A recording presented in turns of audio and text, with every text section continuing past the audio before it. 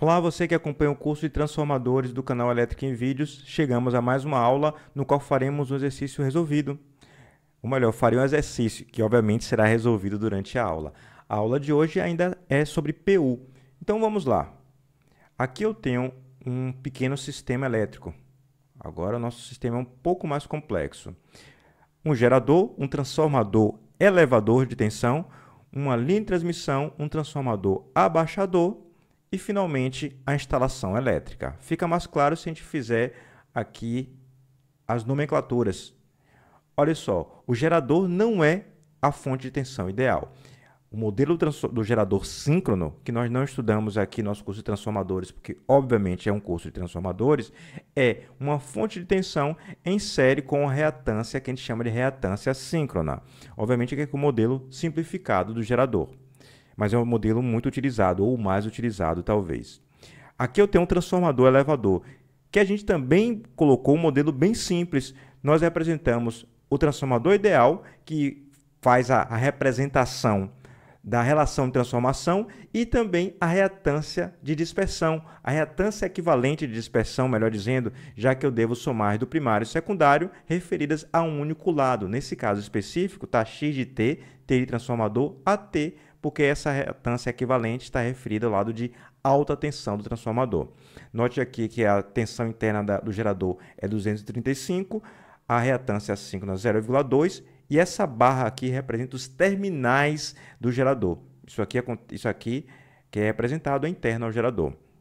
Da mesma forma que o transformador elevador está aqui indicado nessa elipse em vermelho. Não é simplesmente o trafo ideal, é tudo isso aqui. Essa barra indica os terminais de saída do transformador. Aqui eu tenho a linha de transmissão, representada exclusivamente por uma reatância, a reatância XL. A impedância do transformador referido ao lado de alta é de 1 ohm, e a da reatância síncrona, a reatância da linha de transmissão vale 3 ohms. E aqui eu tenho um transformador abaixador, que é idêntico ao transformador elevador. Veja o nível de tensão e a potência nominal, que é a potência aparente, ambos de 25 kVA. Porém, aqui ele é utilizado como abaixador, ou seja, tem dois transformadores idênticos utilizados, um deles como elevador e outro como abaixador, que tem como função adequar a tensão para a instalação que vai consumir energia. A instalação é representada por uma impedância ZC, que vale 12,5 com ângulo de 30 graus, isso em ohms. Aqui eu tenho, portanto, meu circuito indicado, ou melhor, meu sistema elétrico indicado. Minha intenção é resolver isso aqui utilizando PU. O nosso curso é sobre PU. Vou retirar aqui as indicações dos equipamentos e vamos fazer a solução. O que é que a gente precisa para solucionar esse problema? A primeira coisa que tem que ficar óbvio é que nós temos 3 regiões diferentes com valores bases não obrigatoriamente diferentes nesse caso, já que os valores de 220 aparecem aqui nessa região e aparecem novamente no finalzão aqui, ó. Mas nós temos 3 regiões que devemos levar em consideração. São as regiões no qual temos transformadores dividindo o sistema. Aqui eu vou deixar bem claro que existe uma delas. Essa região é a região do gerador, cuja tensão é de 220. Que vai ser, obviamente, o valor base que a gente vai escolher. Aqui eu tenho uma outra região de alta tensão, ou melhor, uma região cuja tensão é de 1000 volts, que eu vou também deixar aqui separado. E aqui eu tenho novamente uma outra região de 220 volts. Poderia ser outro valor, no caso específico é 220 volts. E vou fazer as contas para essas 3 regiões, ou 3 trechos, chame do jeito que você quiser. Como é que eu vou fazer essas contas? Vamos lá. A primeira coisa que eu quero levar em consideração são os valores base. Preciso encontrar, só melhorar aqui essa fonte. Pronto. Aqui eu tenho que encontrar o valor base dessa primeira região de tensão. O valor base de tensão nessa primeira região, eu vou escolher o 220 volts. A tensão base, que vai ser, obviamente, a tensão base de todo o sistema. Então, não preciso colocar aqui V base 1, porque, na verdade, desculpe, S base 1, porque a potência base vai ser igual para todo o sistema. Então, vou escolher como valor de potência base a potência nominal do transformador, 25 1000 VA. Agora, eu estou apto a fazer a conta em relação à impedância base desse trecho. A impedância base do trecho 1 vai ser igual ao V base do trecho 1 ao quadrado sobre S base. Segue aqui, eu tenho de colocar o valor V base 220 ao quadrado sobre 25.000. Isso resulta em uma impedância base de 1,936 ohms. Joia. Vou colocar, portanto, a minha impedância e a minha tensão em PU. Devo dividir esse EF pelo valor base de tensão e o XS pelo valor base de impedância. Farei isso. Decore os números aqui, ó, 235 e 0,2. Farei isso aqui agora. O EF em PU, botar a barrinha aqui em cima, vai ser igual a 235 volts sobre o valor da tensão base, que é 220, então 1,0682 PU. Enquanto que, aqui é um EF, enquanto que a reatância assíncrona em PU vai ser igual a XS sobre o Z base. O XS é o 0,2 e o Z base, acabamos de encontrar aqui, 1,936, que resulta em 0,10331 PU. Pronto, são esses os valores dos parâmetros que eu tenho, das grandezas que eu tenho para esse primeiro trecho. Para esse trecho de 1000 volts, eu faço a mesma coisa. Agora eu devo dividir a reatância do transformador ou dos transformadores pelo valor da impedância base nesse trecho de 1000 volts e também a reatância da linha de transmissão. Temos aqui o X do transformador 1 ohm e da linha 3 ohms. Então, vamos lá. Vamos fazer o mesmo procedimento. Vou encontrar primeiro o valor base nesse trecho que eu vou chamar de trecho 2. O valor base, 1000 volts. A potência base é a mesma para todo o sistema. Lembre-se, a potência base não se altera hora nenhuma. O Z base é o que eu estou atrás. Nesse trecho 2, que vale Z base ao quadrado sobre S base. Z base 2. Z base desse trecho 2, a gente tem 1000 volts. A pergunta pode ser, por que 1000 volts? Lembre-se, os valores base de tensão devem ser escolhidos num único ponto do circuito. Se nós escolhermos 220 volts, todos os outros estão automaticamente escolhidos e depende da relação de transformação. Como eu tenho 220 para 1000 volts no transformador, então esse trecho é de 1000 volts. Aqui eu tenho 1000 para 220, então nesse último trecho da carga vai ser 220. Se tivéssemos, por exemplo, 1000 volts para 127 volts aqui na carga, seria, portanto, nesse último trecho, o V base de 127. Nesse caso é 220, coincide com a geração. Vamos seguir aqui adiante. Tem o Z base e aqui o S base, 25.000 para todo o circuito. Finalmente eu encontro que o Z base será igual a 40 ohms. É o que eu preciso. E agora eu tenho que encontrar a reatância equivalente do transformador, que está referido ao lado de alta tensão, em PU, dividindo o valor dado em ohms, no lado de alta, 1 ohm, pelo valor base que acabamos de encontrar.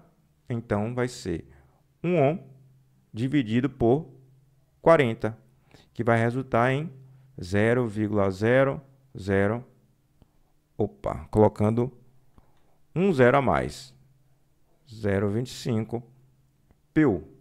E agora, a reatância da linha de transmissão em, aqui, ó, PU, em PU, que vai ser 3 ohms dividido por 40.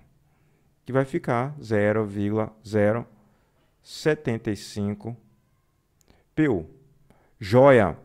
Vou para o meu último trecho do circuito, o trecho 3, que eu tenho somente a impedância da carga. Nesse caso específico, a tensão base será 220 volts, que volta a ser igual ao do primeiro trecho.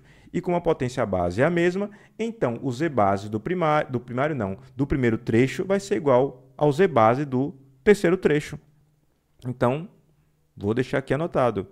O Z base do primeiro trecho vai ser igual ao Z base desse terceiro trecho e vai valer, portanto, 1,936, que nós encontramos já anteriormente. Note que é pura coincidência o fato de ser 220 aqui e 220 do outro lado. Se fosse diferente de 220 aqui na carga, o secundário transformador, você teria de calcular novamente o Z base baseado no V base adequado.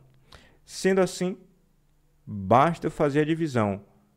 O Z da carga em PU vai ser a divisão, portanto, do Z da carga em ohms, que nesse caso é 2,5 com um ângulo de 30 graus, dividido pelo valor base de impedância, que é 1,936, e isso resultará em 1,2913 com um ângulo de 30 graus, e agora isso está em PU. Deixa eu só ver se eu coloquei o PU em tudo aqui, coloquei PU, beleza. Essa impedância eu vou colocar também aqui em representação retangular, que é como faremos o uso dela daqui a pouco. Então, basta fazer a transformação normal que a gente já tanto conhece. 0,64566 PU. Beleza. Para que esse esforço todo em transformar esse circuito em por unidade? Já até apareceu aqui o motivo ao lado.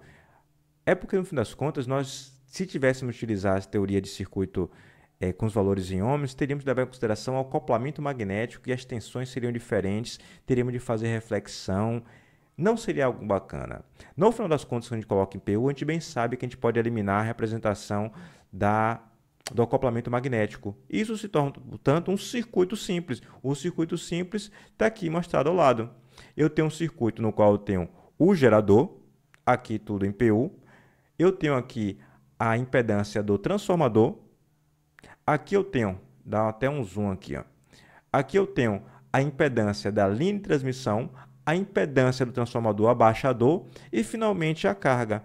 Liguei os dois fios, afinal de contas, os segundos terminais aqui estavam marcados com um aterramento, um símbolo de aterramento, uma referência específica, que é idêntica no começo. Ou seja, esses dois pontos têm a mesma tensão, o mesmo potencial e podem, portanto, ser ligados, formando esse circuito elementar que a gente sabe utilizar. Ou seja, esse problema que parece ser complexo foi transformado num circuito simples, muito simples de se resolver. É esse o benefício do PU. Se foi benéfico num circuito simples como esse, tente imaginar numa rede gigantesca com dezenas ou centenas de geradores, transformadores, cargas, linhas de transmissão, de distribuição e assim vai.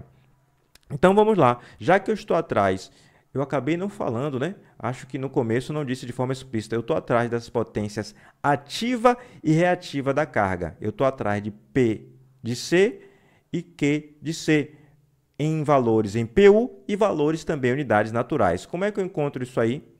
Tanto assim um circuito dessa forma em PU, a gente conseguiria encontrar tudo com muita facilidade, né? Então vamos lá, como é que eu encontraria esses valores? A corrente da carga, o fasor corrente, é um único nesse caso, estando em PU. Até colocar aqui, ó, que eu acabei falhando, isso aqui é de C, ó, em PU.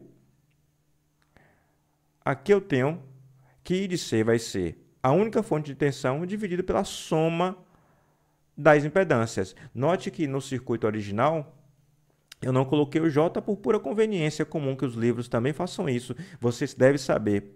Na hora de fazer a conta, você coloca o J. Aqui eu já coloquei, já que estamos mais próximos de fazer a nossa conta. Então, é o valor da tensão em PU, 1,0682, dividido pela soma de todas essas impedâncias. É isso que vai ser a nossa corrente. Vou escrever aqui. J, isso é a primeira. 1, 0, 3, 3, 1. Mais J, 0,025. Aqui eu vou colocar 1 vezes 2, 0,25 vezes 2. Já que os dois transformadores são iguais, eu já coloco a multiplicação nessas duas impedâncias. Reatâncias nesse caso. J, 0,075 mais, agora da carga, que vai ser 1,1183 mais J, 0,64566. E fazemos essa conta. Não perderemos tempo fazendo essa conta aqui, já que já somos mais profissionais. Isso é igual a 0,593 menos J, 0,46343. Esse valor dessa forma pode ser utilizado, obviamente, mas podemos representar também na forma polar. Na forma polar, isso vale 0,75 com um ângulo de menos 38 graus, tudo isso em PU. Para encontrarmos a potência que estamos atrás, vamos primeiro encontrar a potência complexa da carga. Aqui só faltou colocar o PU, aqui também em PU. Porque se eu encontrar a potência complexa da carga na representação retangular, a parte real já é a potência ativa e a parte imaginária já é a potência reativa. Aqui só melhorar esse 5, que não ficou tão bacana. Toda vez que eu faço um vídeo que eu escrevo muito, as letras e os números vão ficando feios com o andar do vídeo, né? Aqui vai ser ZC em PU vezes o módulo da corrente em PU ao quadrado. As mesmas expressões que você conhece de potência são válidas também no universo em PU. Coloco então aqui o valor de ZC. Nós já sabemos qual é, já faz algum tempo, está aqui dado. E o módulo da corrente está aqui, 0,75. Então, colocamos a impedância da carga, 1,11832, mais J, 0,64566, entre parênteses, e aqui o 0,75 ao quadrado. Vamos lá. Esse valor resulta em uma potência aparente de 0,633. Só dei uma erradinha aqui. 3343 mais J, 0,3657 PU. O que é que a gente tem que ter em mente?